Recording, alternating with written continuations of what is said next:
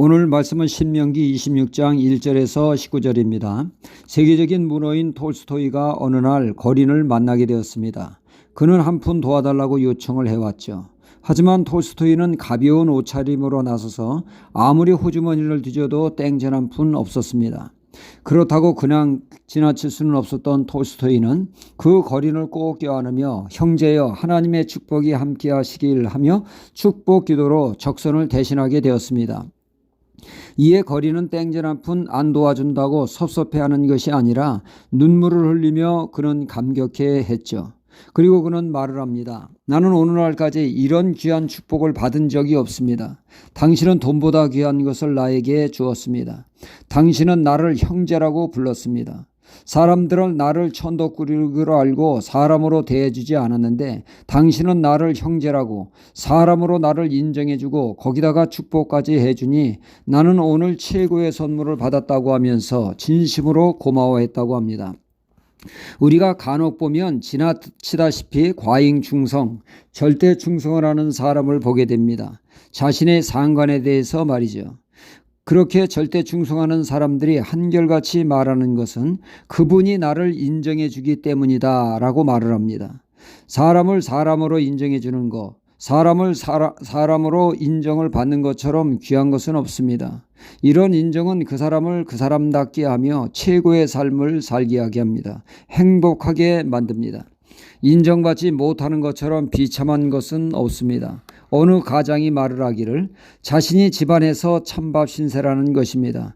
뼈가 으스러지도록 가족을 위해 밤낮으로 뛰어 파김치가 돼서 집에 들어가면 거실에서 아내와 자식들이 TV를 보며 즐겁게 웃다가도 다들 슬금슬금 제 방으로 들어가고 그 누구 하나 따뜻하게 대해주지 않는다는 것입니다. 아버지로서 남편으로서 인정받지 못하니 내가 한낱 돈 버는 기계인가 하는 자괴감이 든다는 것입니다. 파김치가 되어온 자신을 따뜻하게 맞이해 줄 수 없느냐는 어느 가장의 슬픈 이야기입니다. 인정받지 못하는 것처럼 비참한 것은 없습니다. 하나님과 우리의 관계도 그렇죠. 하나님은 우리가 하나님을 하나님으로 인정해 주시기를 원하십니다. 오늘 말씀 17절에 내가 오늘날 여호와를 인정하고 말씀을 합니다. 너희가 하나님을 하나님으로 인정하라 하십니다. 이 땅에는 의외로 하나님을 인정하기는커녕 하나님을 무시하는 사람들이 많습니다. 불신자는 물론이고 믿는 사람들조차 그렇습니다.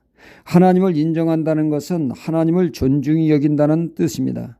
하나님을 인정하지 않는다는 것은 하나님을 무시하는 처사를 말씀하고 있죠. 하나님을 존중히 여기는 자에 대하여 하나님은 어떻게 반응하시며 하나님을 무시하는 자에 대한 하나님의 반응에 대해서 사무엘상 2장 3절은 말씀하기를 나를 존중히 여기는 자를 내가 존중히 여기고 나를 멸시하는 자를 내가 경멸히 여기리라 말씀하십니다. 하나님을 인정하고 존중하는 자, 하나님은 그의 인생을 존귀케 할 것이라 말씀하십니다. 반대로 하나님을 무시하는 자는 하나님은 철저히 그의 삶을 무시하겠다고 하십니다. 엘리 제사장의 아들 홈리와 비느하스가 있습니다.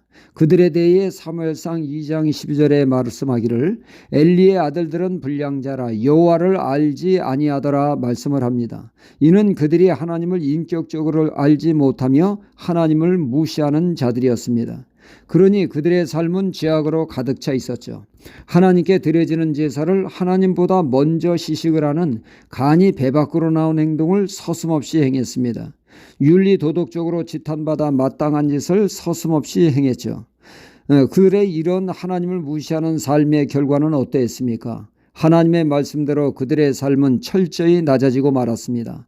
홈리와 비느하스는 이스라엘과 블레셋 전투에서 그들은 비참하게 죽었고 비느하스 아내가 난상 끝에 아이를 낳고 죽으면서 하는 말이 이가봇 하나님의 영광이 떠났다는 외침과 함께 엘리 가문은 철저히 몰락하게 되었습니다.